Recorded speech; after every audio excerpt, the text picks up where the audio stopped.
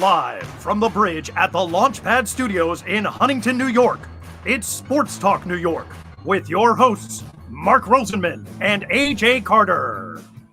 Sports Talk New York is sponsored in part by Cardboard Memories, Clearview, Long Island, the law firm of Decolator, Cohen, and DePrisco, the Phoenix Tube Company, PIMS Incorporated, fueling brand performance for 30 years, Prince Associates for all your insurance needs, and Soho Table Hockey.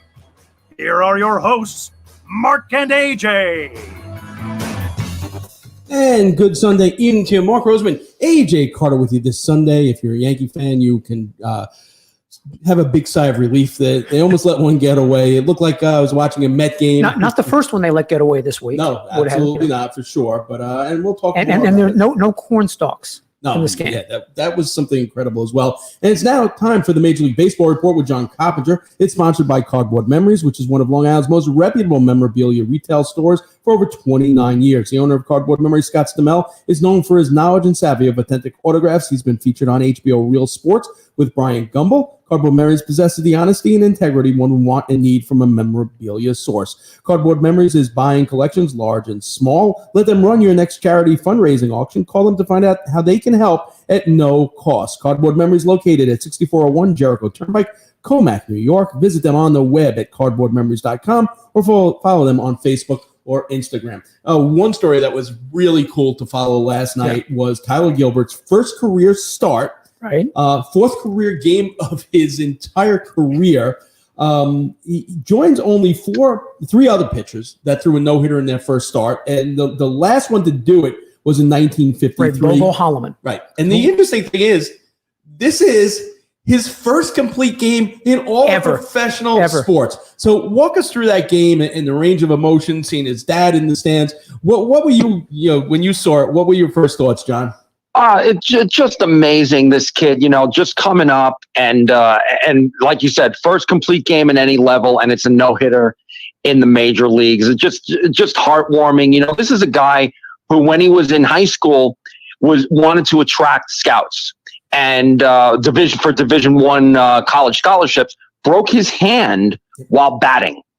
And he had to go to junior college because the hand injury kept the Division I scholarships away from him. So he went to SLV Junior College. He took that route, and then he was a Rule 5 draft by Arizona. And this guy isn't a bonus baby whatsoever.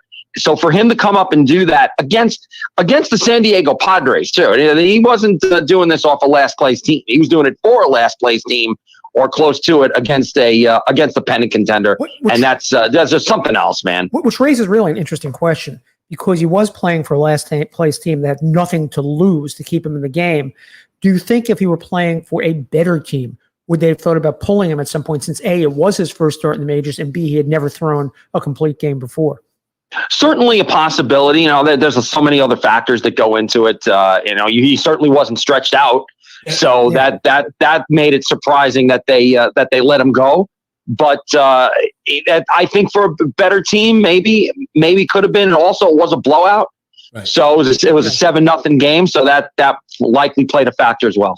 Second feel-good story of the week for baseball. Obviously, the Field of Dreams game went off without a hitch. I thought it was superb. The only thing I might have done was I might have tightened up the opening a little bit. Kevin Costner at one point, and I love Kevin, and I love the idea of what they did. But at one time, it looked like he was just some guy aimlessly that wandered on the field and had no idea where he was. I know they were paying homage to the film, but they could have shortened it up by maybe 3 or 4 minutes. The only other thing they could have done, they didn't, was to bring J.D. Salinger to the game. That would have been interesting. and also, I think Fox could have added a little sounder. If you build it, they will come before the players actually came through the corner. But absolutely unbelievable.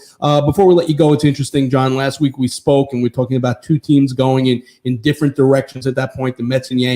But yet we hear 1 week later, and the Mets heading into tonight's game are 2 games out of first place. Last week they were 2.5. They can either be 2.5 at the end of tonight. They could be 1.5, having been done with the series with the Dodgers. Onto a West Coast trip, but pretty much where they were, which I think is okay. And the Yankees, on the other hand, were moving in the right direction. they're basically, right now they've gained one game in the standings over the course of the week, but now they're going against the Red Sox. Feeling of the two teams heading into these next two series? I think the Mets certainly have to pick it up. They threw away a very winnable game on Friday.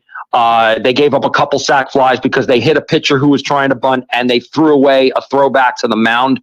Last night was a good pitcher's duel. Really nothing you could do about that. But I wanted them to go 6-7 or 7-6 in these 2 weeks against LA and San Francisco. 0-2 is not a good start, so they're going to need to pick it up off of some good pitchers, and hopefully they get Lindor back soon. For the Yankees, things seem to work out for them. They lose Rizzo to COVID, and then so Luke Voit comes in and starts hitting home runs like this was like it was last year. So, but I think the key for the Yankees now, they've got to figure out who they trust to close out games in that bullpen. I mean, they went from Lucas Luque to Wandy Peralta today, and who knows if they're going to regain trust in Chapman, if they're going to regain trust in Chad Green or Zach Britton. They got to find somebody they trust in that bullpen. If they do that, then the rest of the league better look out for the Yankees. All right, John, we'll speak to you next week. John Coppinger heard here each and every week with the Major League Baseball Report. We'll be back with Coach Matt Doherty next. Do you own a business? When is the last time you actually had a visit from or even spoke with your insurance representative? Did your current insurance agency sell to another firm or maybe merge, leaving you without the attention you deserve? Prince Associates is a provider of commercial insurance nationwide and represents some of the finest insurance carriers in the industry. Prince Associates has been representing commercial clients since 1965, and we continue to grow and offer our personal services in a competitive and ever-changing market. If you want back the insurance relationship you deserve, reach out to us, 516-822-6550. That's area code 516-822-6550. And ask for Leith or Craig, or find us on the web at www.princeins.com.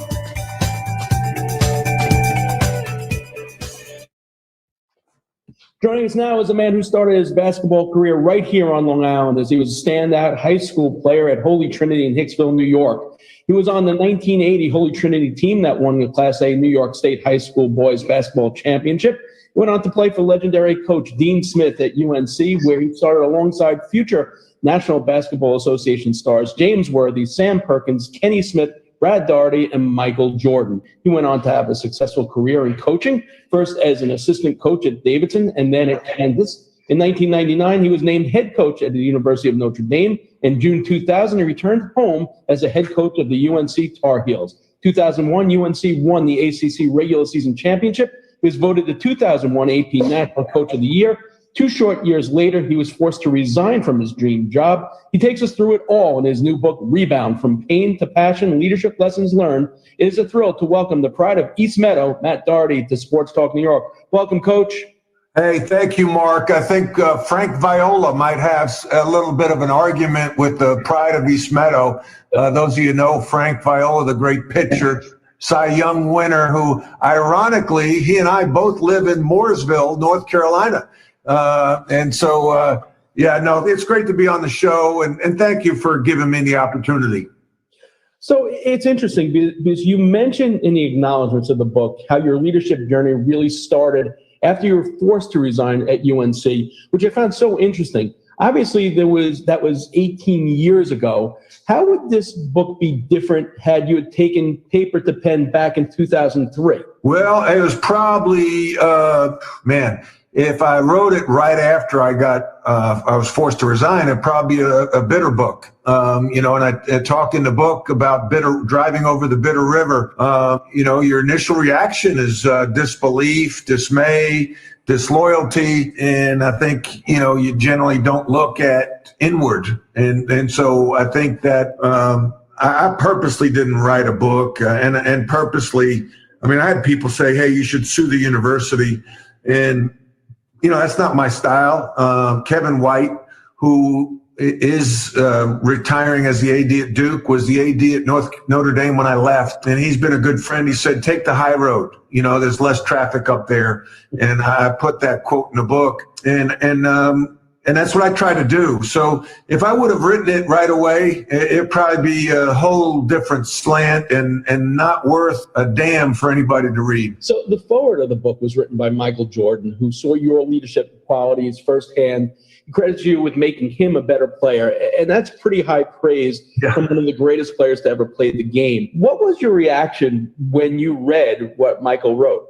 First reaction was he should give me 15% of all his year, career earnings, right? I mean, if I helped him become the best player, the player he is, I think I should get a cut. But anyway, in all seriousness, it's so humbling, one, that he would do it. And he responded probably within 20 minutes of me texting him. And I know he wrote it the way it was written. He wrote that. He couldn't have had somebody else write it. And for him to take, what's the most important resource we all have is time.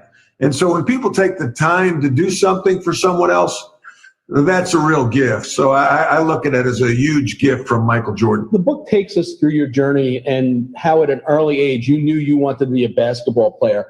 You give a lot of the credit to your parents for the support, and they showed it. And you talked about your dad not pushing you into baseball. Now, he was a minor league baseball pitcher. He actually was a teammate of Tom Lasorda's, because I actually looked up his stats, which I found.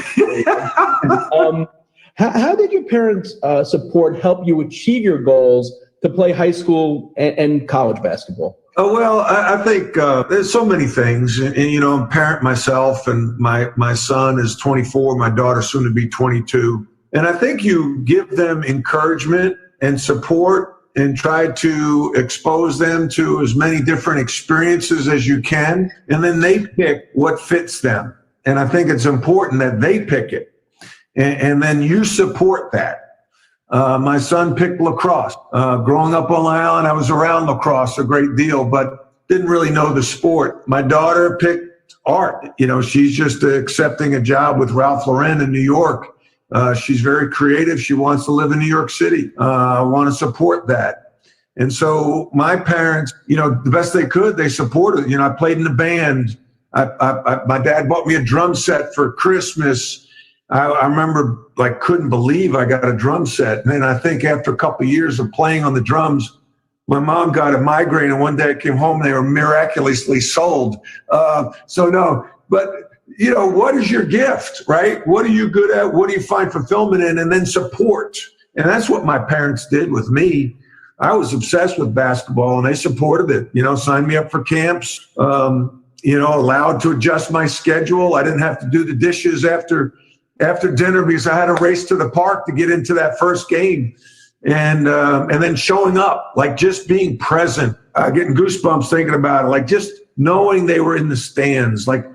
You take that for granted because there's so many kids that don't have that. And so you realize that as you get older, that not everyone's parents were at every game. Not every parent embraced you after every game, win or lose. That love and support was very powerful. You mentioned how they said that you said that you didn't have to do the dishes so you could get to the park. And I found it fascinating, the lessons you learned at Prospect Park. Can you tell our listeners what you learned we always hear about schoolyard ball, and I'll never forget, as a kid, going to Clara B's Kutcher's basketball academy, all the players that would come and would talk about what they learned at the park and how integral it was to their basketball skills. What did you learn here on the courts in Long Island? Well, I think, I would like to write another book, and the next book will be The Park. It'll be titled The Park, and the lessons learned from the park. And there's so many lessons. Wow, where to begin? And there's so many successful people that came from the park that, non-basketball,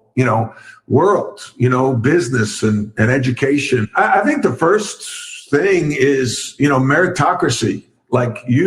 If you're good, you get chosen to play. If your team wins, you stay on the court. As simple as that. So then that fosters teamwork, competitiveness, gamesmanship, knowing the rule, all those things that go into successful teams and companies, coming back, not giving up, overcoming obstacles, overcoming human nature. I wrote about this in the book. The last game of the night, The park closes at 10. Let's say you win 5 in a row. You've had a good night. Last game. That's the kiss of death. That's the trap game, right? All right, last game. So it means if you lose, it's the last game. It's not like you got to sit and watch somebody else play. So that's when you've got to fight human nature and say, okay, we got to dig in now. We want to finish this off. We want to be able to go home at night and look in the mirror and say, we ran the table. Not leaving. You're only as good as your last game. That's what I would talk about. And lessons I've given my team, NLU, no let up. Like no let up. When you have a lead at halftime, don't let up. When you have won 5 games in a row, it's the 6th game, last game of the night. No let up. You achieved some recognition as a high school player. You were second team parade All-American. The first team had Patrick Ewing, Derek Harper, Doc Rivers, among others. How did you feel at that time about being recognized? Did it place any initial pressure on you to succeed? And did being recognized, being selected to play in the McDonald's game, help shape the way you recruited players when you were a coach? Yeah, no, it's a good question, Arnie. I think the biggest thing we can do to motivate employees, I'm an executive coach. I work with Vistage, where it's one of the oldest executive coaching organizations in the country. To me, the biggest motivation is lists. Put me on a list. Yeah, I'd like a bonus. Sure, everyone wants a bonus, but put me on a list. So I was second team. Like, why wasn't I first team? What did I do? What could I have done better? I wanted to be the best. I wanted to be the best player in Long Island. I wanted to be the best player in New York. I wanted to be the best player in the country. Now it comes to some realizations that, okay, yeah, maybe I'm not as good as Patrick Ewing. Maybe I'm not as good as Sam Perkins and Michael Jordan. But can I be my best? And can I continue to get better? So I'm all about lists. And Coach Smith would put lists up continually, awards for each game. And it was not points-based. It was behavior-based. The behaviors that he felt would lead to success on the court as a team. So things like setting the most screens, smart plays, hustle plays, assist to turnover ratio, draw charges. Those are all things I could do. That didn't take any incredible athletic ability. I could do that. So I wanted my name on that board, on those winners board. And I got some some cups here and, for free throw shooting, assist award, draw charge award. Not the sexiest things in the world. I would joke with people that I'd walk into a bar on campus and go up to the prettiest girl at the bar and say, I'm the best screener on the team. And she'd kind of laugh and look over my shoulder and see Michael Jordan walk in and walk straight towards him. But it got me a ring. It got me on the court. I started for 3 years. And I think those lists are so powerful. And I talk to my business leaders, like, you want to motivate people, put up a list. Who's the best salesman in the company? Put up a list. So the book also takes us through the recruiting phase and college visits. And you state in the book that your mom knew instantly when she picked you up at LaGuardia Airport that you had already made up your mind. Take us back to what you recall about that school visit and why, was it so obvious? What was the deciding factor that you were all in on UNC? Well, first of all, I think moms know their kids, right? It's like my wife with my son, like she knows. You try to, I don't know if I'd be a very good poker player, right? Fit is so important with anything. In any job, position, fit. It's not about salary. It's not about what's promised to you. It's what about fit? The culture, the system. Again, with my Vistage practice, I talk 2 things. You got to have a good product, a good service. But if you don't have an operating system and a good culture, you're not going to be successful, or as successful as you can be. Coach Smith had both. He had a great operating system and he had a culture, the Carolina way. And that fit Matt Doherty. And so I saw that, I felt that on the visit, like I could fit into this. He would appreciate what I could do. And I felt that they'd have a chance to win a championship every year. My other schools were Virginia and Duke and Notre Dame. And, just Carolina had something else, something extra. And when I visited the other schools, classes were in session. When I visited Carolina, it was fall break, really kind of dead on campus. But I got to watch practice, and that's what really sold me, watching Coach Smith run a practice and the appreciation for the things that I already learned how to do from fourth grade on.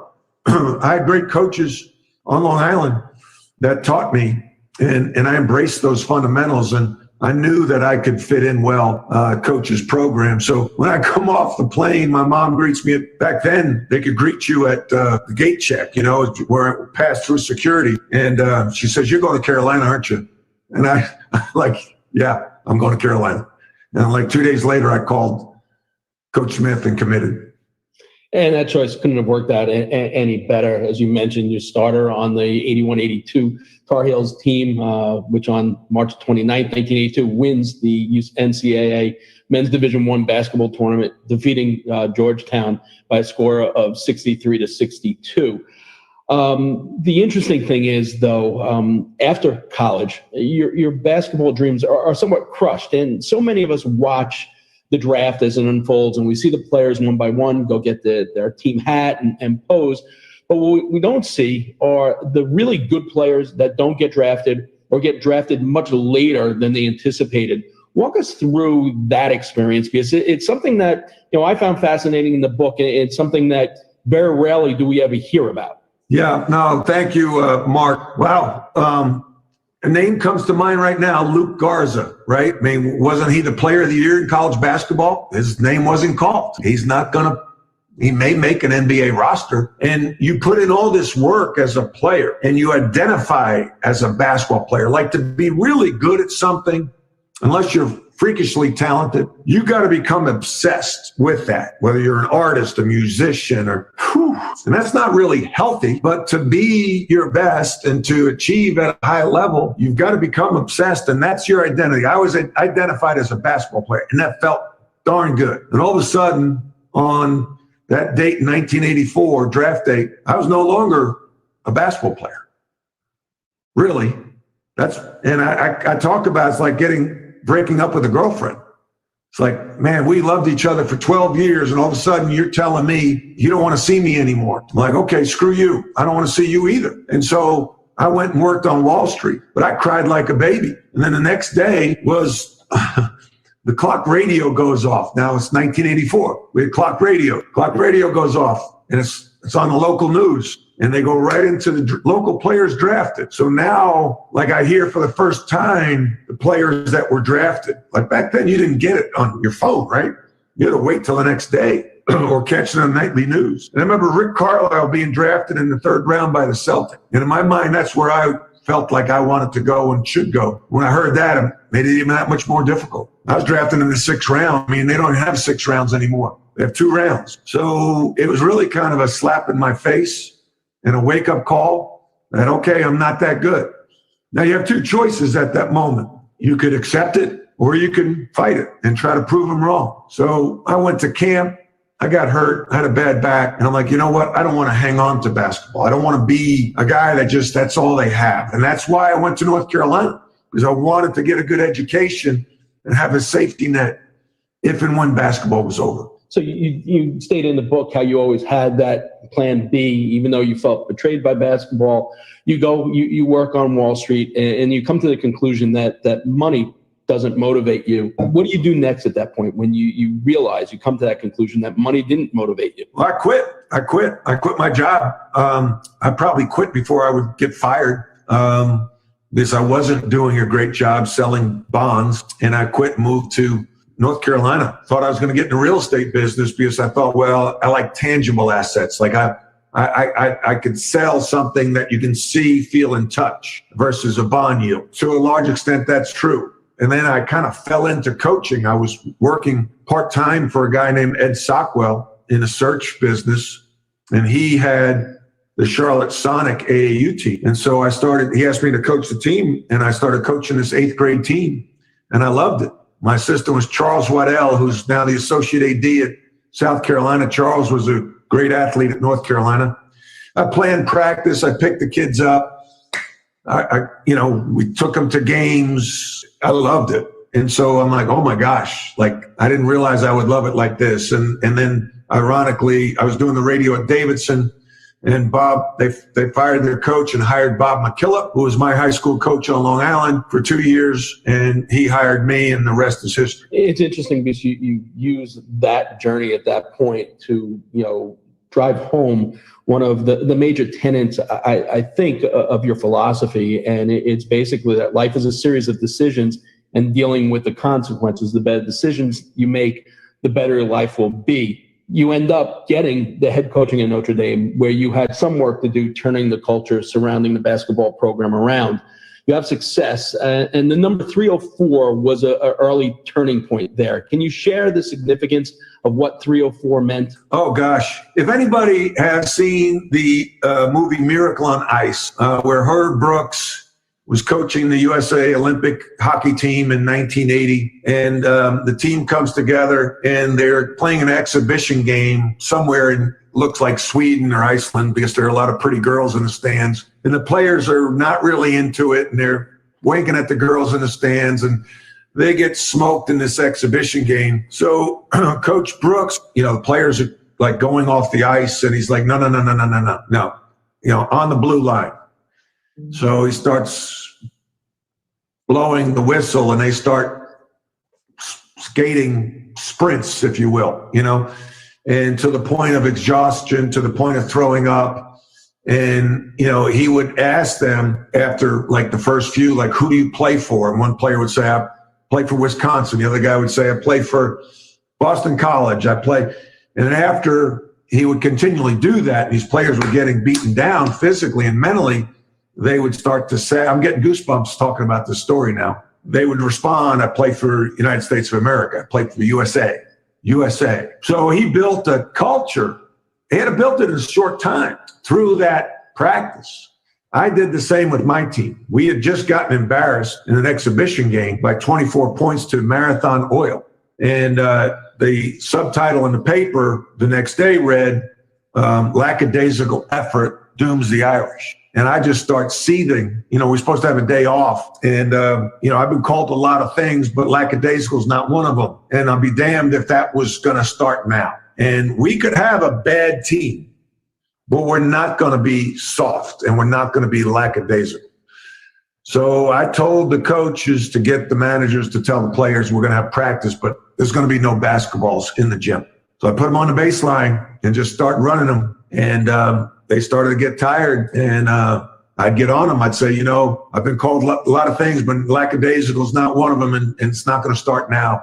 And then I'd run them, and then I'd say, I just got you guys. I raised $1 million to get a new locker room, and you reward me with this. Run them. I spend more time with you guys than I do with my family. You're taking me away from my family, and you reward us coaches with this. You have Notre Dame on your jersey. What kind of pride do you have in that jersey? Run them.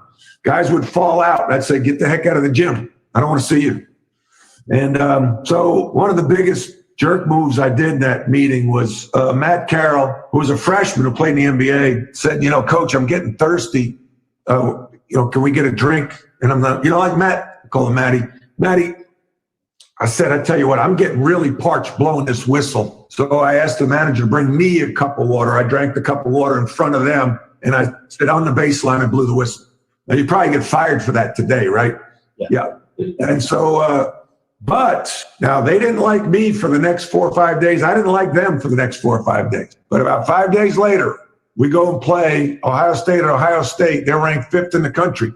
They had beaten Marathon Oil by 25 points. The same team, we lost by 24 points. We go in to Columbus, Ohio. The hair's raising up on my arms again and my legs, and beat them on a last-second jump shot. The hugging in the locker room, the celebration in the locker room. That's why you coach, to push people beyond their limits to achieve great things that they can't achieve on their own. That bus ride home was magical. We get home, and all of a sudden, in the locker room on the whiteboard, there's a number 304. I'm like, what's 304? Well, that's their calculation of the number of sprints they ran in that practice 5 days prior. And that became the rallying cry that year. They put it on their sneakers, 304, 304. pretty cool. So, you mentioned something there while you were telling the story, and you said you'd probably get fired for that today. But I guess the other question to that is that you've gone on this leadership journey after all of this. How do you think you would have reacted to that lackadaisical effort now? Would it be any different knowing, what you know about leadership? And would it get the same result, do you think? Yeah, I probably would have let him drink some water.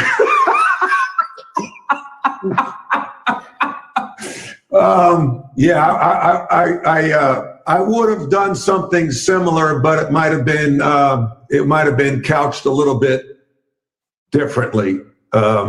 You can't not let somebody. Now it's like, I don't know how long we ran for. Let's say an hour. If a kid's asking for water, you better give him water.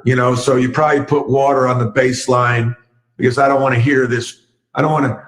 You got to, as a leader, you got to anticipate what's the fallout, right? What's the worst thing that can happen? Well, kid complains, parents call, the AD, you get called in, right?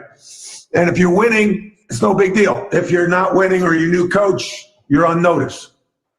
So I think I would have probably done the same thing, but given them water. While we're talking about things that don't play as well today as they may have done back then, if you look back and read articles about your coaching time, Notre Dame, North Carolina, all over the place, you see constant stories about your volatility, arguing with referees, throwing things, yelling at players.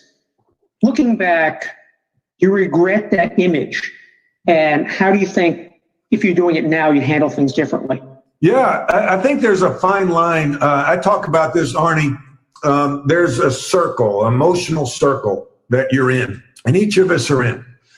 And your biggest strength is your biggest weakness. So I was considered intense my first year because we won.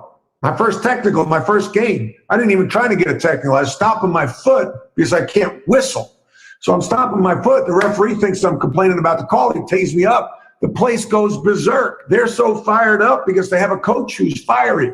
Because the previous coach, Bill Guthridge, great man, great coach, was a very calm demeanor. And the players maybe didn't play with as much emotion as they would have liked. So now I'm intense. But then we go 8-20 the next year. And now that same type of action is considered volatile. So I crossed that. I went through that barrier. I crossed the circle. I went intense, driven, intense. I crossed the line, volatile. So I should have been better at controlling that. And that's when in the book I talk about truth tellers, talk about emotional intelligence. But when you get praised for that as a young coach, you're like, okay, more the better, right? No, not necessarily. And I worked for Roy Williams and Bob McKillop. Both were very fiery coaches, emotional coaches. And that's the way I played. I had to be that way. Otherwise, I wouldn't have gotten on the court. So again, your biggest strength, your biggest weakness, I would have dialed that back a little bit and not embraced that image early in my career. So your 3 seasons at your alma mater in the early 2000s are truly the emotional spine of the book. A term that ended with your departure after the 2002-03 season. Your leadership skills as AJ were brought into question a little bit. Was it somewhat therapeutic to get this all down on paper all these years later? Yes, I think one of the biggest benefits of writing this book was the therapeutic aspect of it. I had written bits and pieces years ago.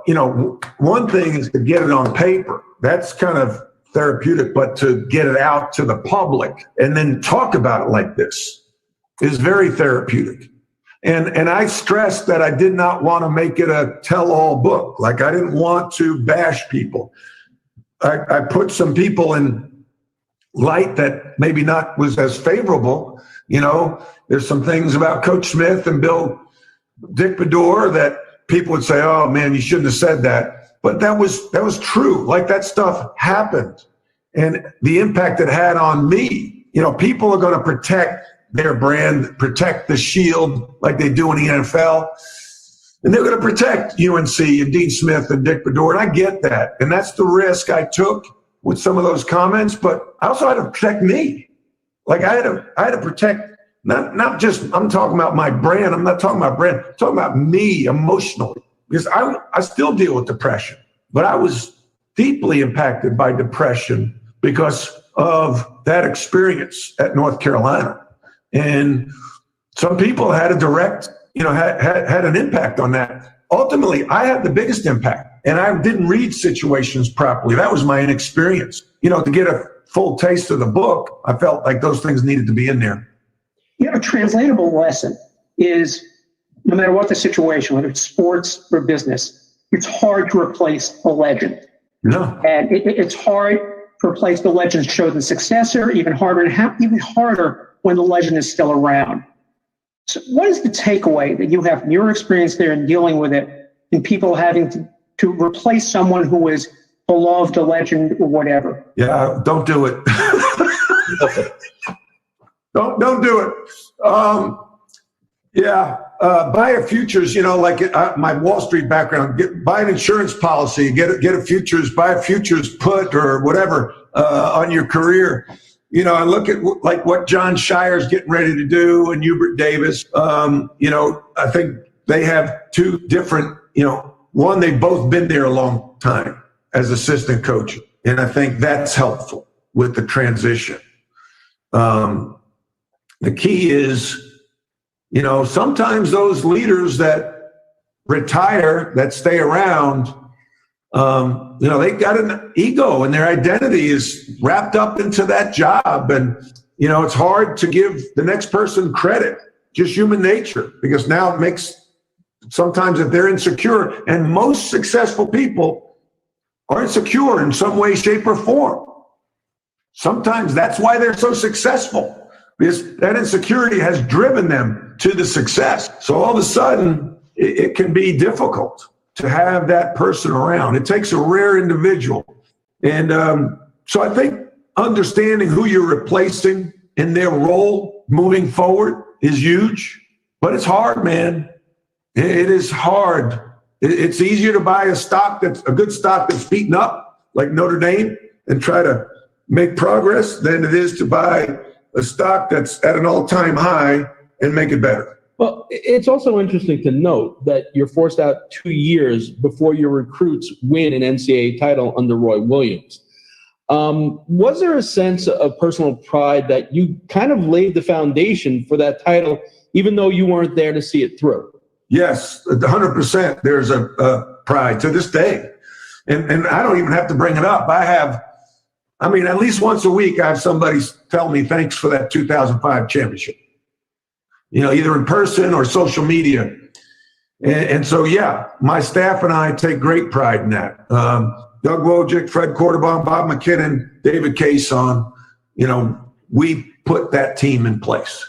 We were, as I talk about the Presbyterian Church, how they go about replacing the pastor, they hire an interim to clean things up and to get it on the right path so the new guy doesn't have to make any drastic changes.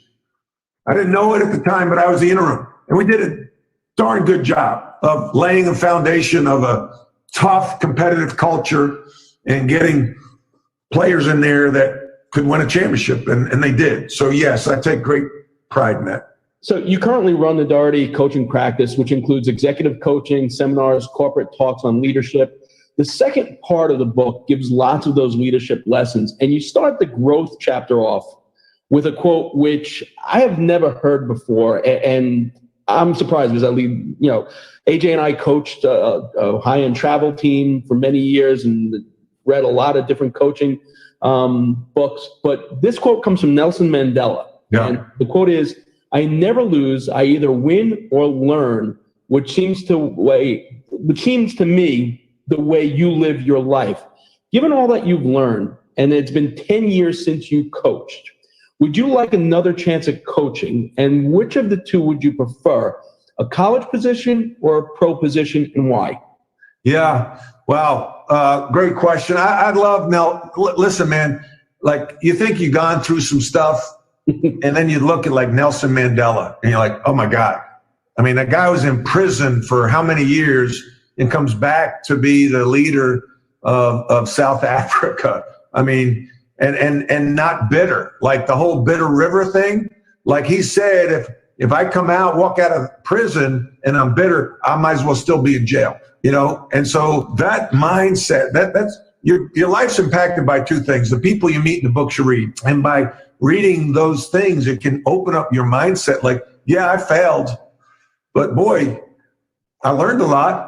And then Robin Roberts from Good Morning America says, make your mess your message, right? And so, yeah, I failed. All right, let me go make this mess my message. And now it's a business for me. I mean, but it's my passion. I'm preaching. A friend of mine says you preach the most what you need the most. And so when I talk about this stuff, it's ingrained in me now to try to do those little things that I'm asking other people to do.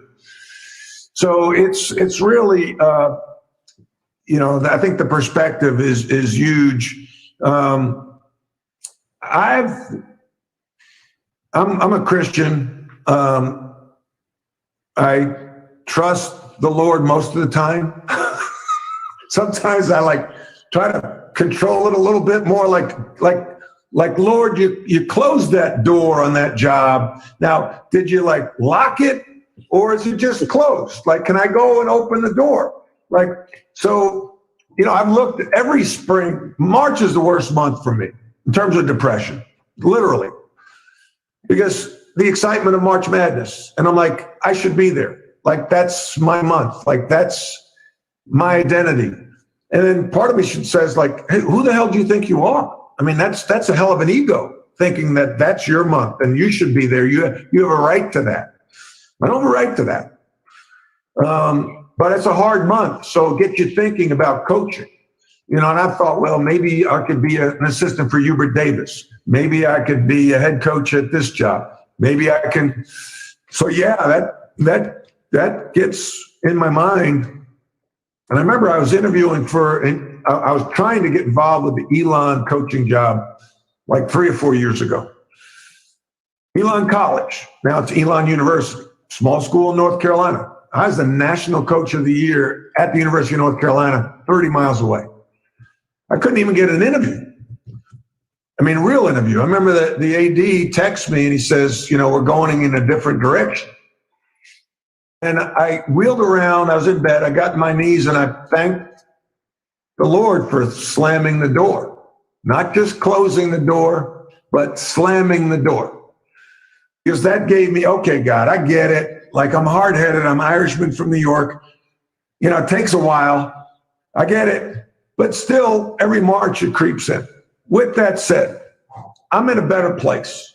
I get to coach. I still coach. I still get fulfillment. I coach my team once a month. We meet 15 to 18 CEOs, and I coach them individually through the month. And I get off a call, and it's like just as rewarding when I was working with a player in their jump shot. I was watching film with them. You know, you still get that same feeling. It's just not as many people watching. But there's also a benefit to not as many people watching, because I don't have to worry about the politics of the job as much. You know, I just do what I do and enjoy what I do. And I don't have to go to a post-game press conference. I don't have to deal with AAU coaches. You know, I recruit. I go business to business. I'm going to not business to customers. I'm going to business, really, and dealing with a clientele that's very professional, that when they say no, it generally means no. When they say yes, it generally means yes, as opposed to dealing with a lot of the AAU coaches and the parents that you have to deal with, especially in today's game. Where's the best place for people to get this great new book? Well, they can go to the website, rebound-book.com, and they can order it through me, especially if they want a signed copy. And that's $19.50, or they can go to Amazon and probably get it a little cheaper and maybe quicker, but they won't get it personalized. So either way, it's been, you know, Amazon had me listed as a bestseller, very flattering, feels good. And to be able to do something like this with you guys I appreciate the opportunity. Well, Coach, thanks so much for your time tonight. More importantly, thanks for showing the basketball world and the world how tough Long Islanders are as well.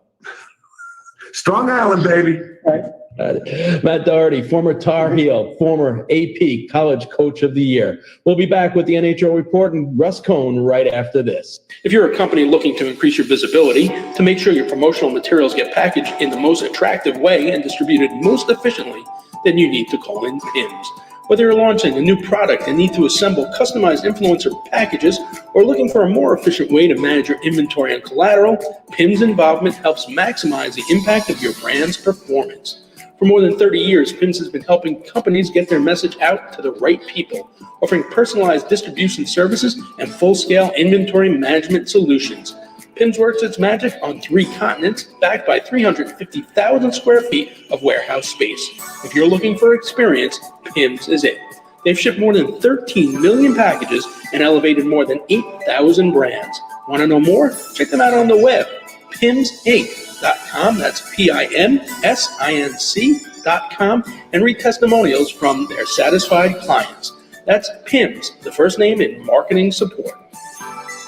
And welcome back to Sports Talk New York on the 365 Sportscast Network. Just a fascinating 40 minutes with he really, first of all, he knows his material, he knows his book, yes. But he went beyond that a bit, and I think learned some interesting things both about basketball and coaching and about, as he does, real life. Right. And if you just tuned in and you missed any part of it, the podcast will be up tomorrow on the website, sportstalknylive.com. Definitely worth a listen, as are 100.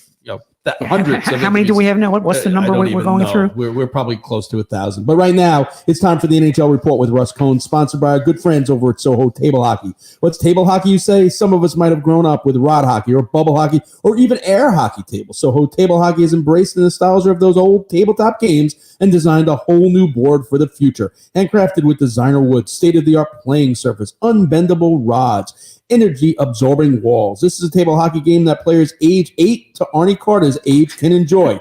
Even better, the exceptional quality and design allows the game to stand up to the intensity of tournaments, which is why Soho Table Hockey is the #1 choice of championship players throughout North America. Visit SohoTableHockey.com to learn more. Start your order on a custom game. You can choose your wood, centerized logo, even the team matchups. Go ahead, drop the puck. You'll love Soho Table Hockey so much you won't be able to stop playing. If you do have a Soho Table Hockey and you have been customizing your players, it's time to get another Joe Thornton player because he's now on another team.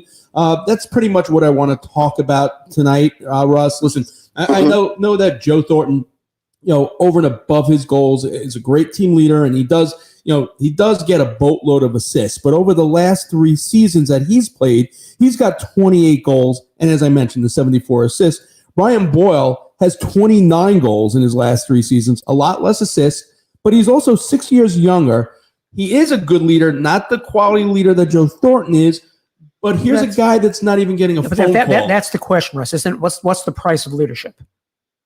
Well, I mean, Thornton, the price of admission, nobody shows up in Florida anyhow. So we'll start with that. And then I don't think they're going to show up for Joe Thornton. So I don't think that's the real issue here.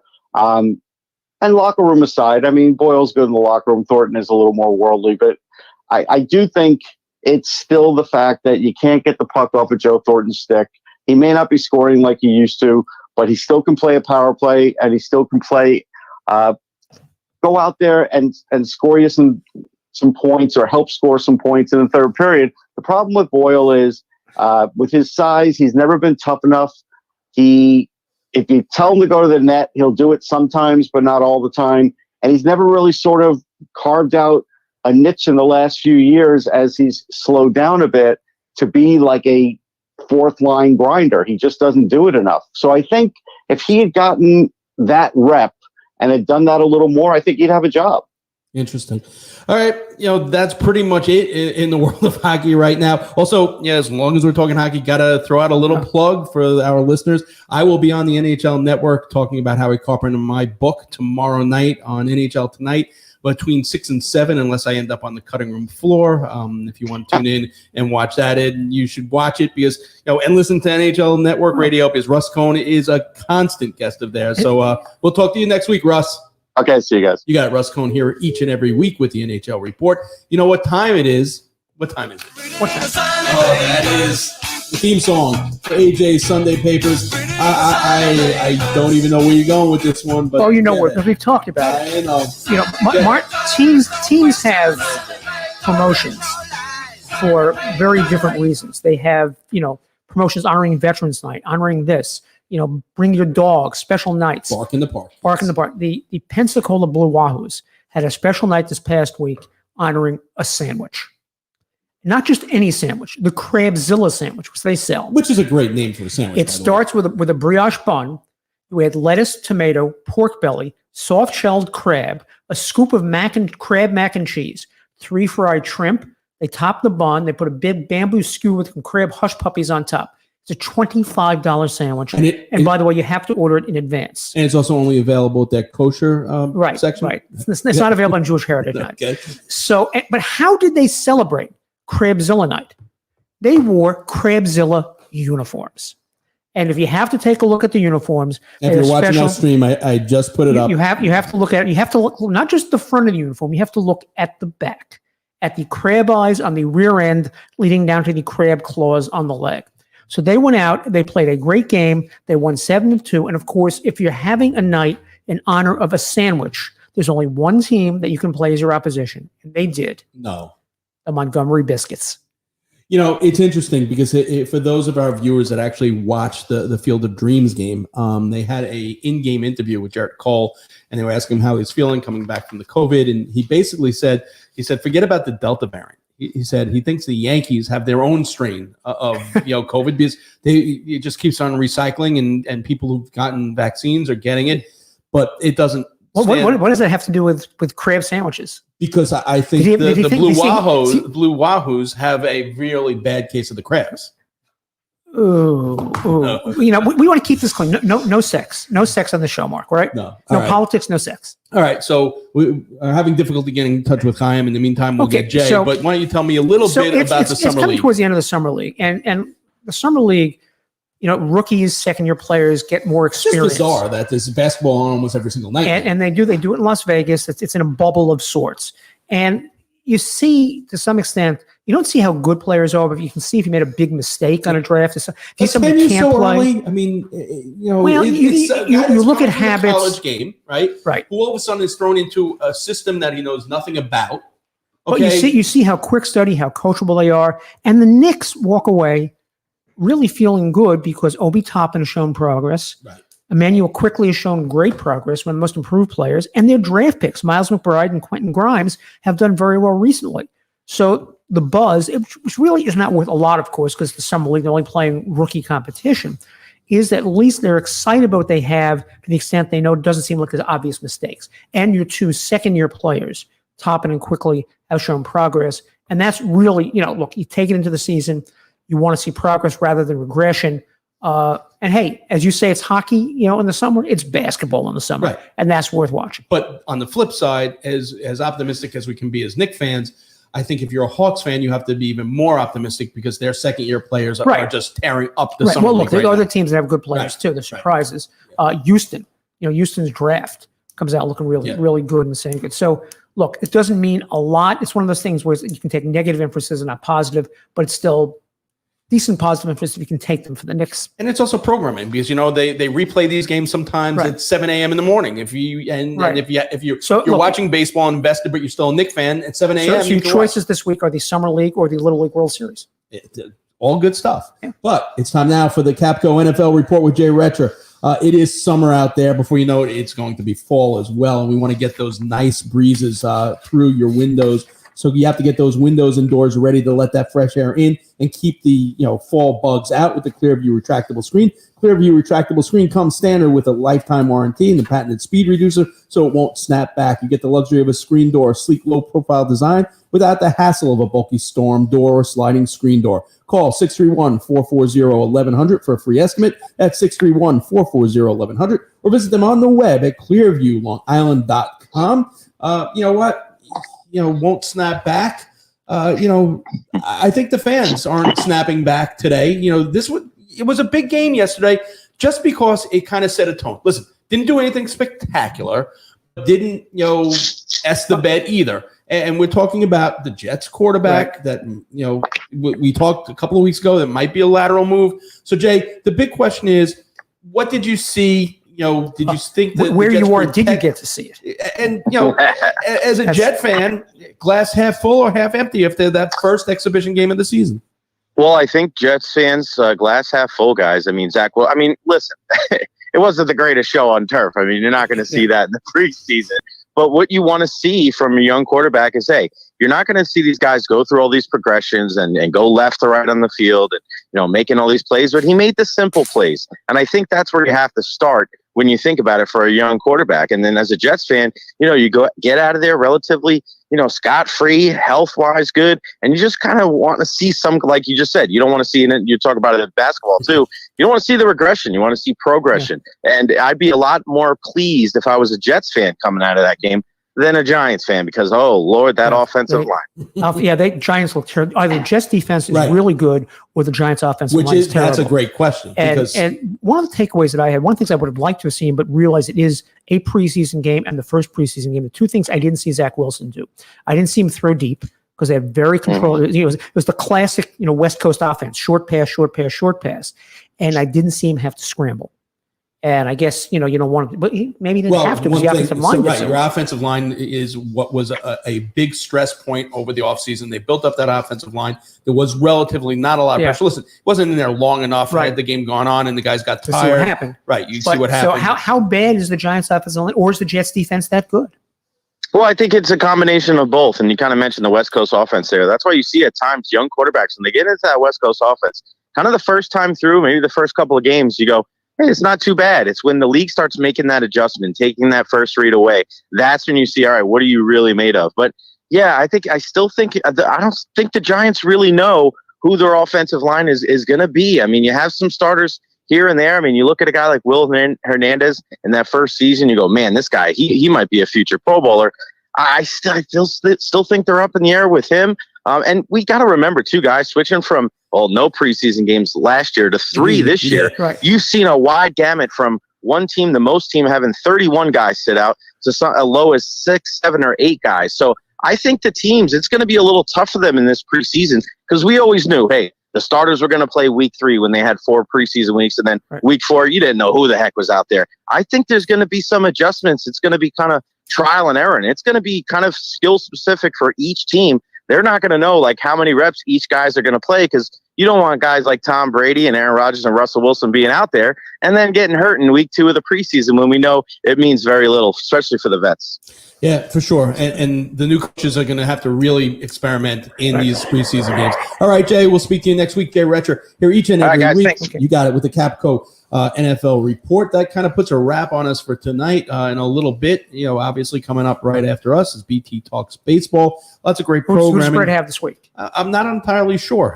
So I haven't checked that out. But as always, it's a great show. Keep it here on the 365 Sportscast Network. If you happen to stumble upon us 24/7, this programming on, you can always find something you're going to like. Right. And if you happen to stumble us on Facebook Live, please download the iPhone app, the Android app, or the Alexa app. It's a 365 Sportscast.